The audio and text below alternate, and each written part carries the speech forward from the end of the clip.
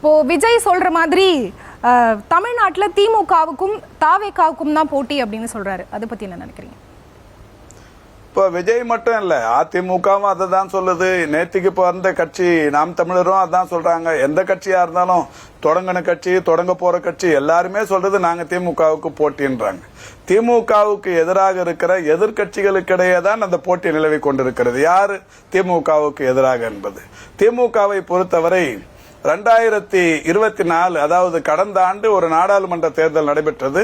உங்களுக்கு எல்லாம் நல்லா தெரியும். அந்த நாடாளுமன்ற தேர்தலில் தமிழ்நாட்டில் 39 பாராளுமன்ற தொகுதிகள், தமிழ்நாட்டில் இருக்கிற 39 பாராளுமன்ற தொகுதிகளில் ஒரு பாராளுமன்ற தொகுதிக்கு 6 சட்டமன்ற தொகுதிகள், 39 பாராளுமன்ற தொகுதிகளில் 234 சட்டமன்ற தொகுதிகள் இருக்கிறது.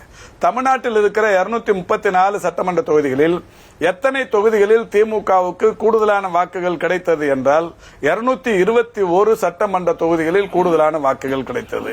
அப்படியானால் மீதம் இருக்கிற 13 தொகுதிகள் யார் யாருக்கு கிடைத்தது?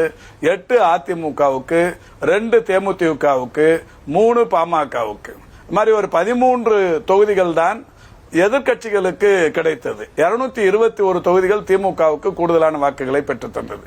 அதனால்தான் மாண்புமிகு முதல்வர் சொன்னாரு, கடந்த ஆண்டு நடைபெற்ற நாடாளுமன்ற தேர்தலில் 234 221 இடங்களில் அதிகமான வாக்குகளை திமுக பெற்றிருக்கிற சூழலில் 226 நடைபெறவிருக்கிற தேர்தலில் 200க்கும் மேற்பட்ட இடங்களில் திமுக நிச்சயம் வெற்றி பெறும் என்கின்ற நிலையில்தான் இப்ப வெல்வோம் 200 படைப்போம் வரலாறு என்கின்ற அந்த முழக்கத்தை முன்வைத்திருக்கிறார். நிச்சயம் இது நடந்தே தீரும். 2026 நாம் இன்னும் ரொம்ப தொலைவில் நெருங்கி கொண்டிருக்கிறோம், பார்க்கத்தான் போகிறோம்.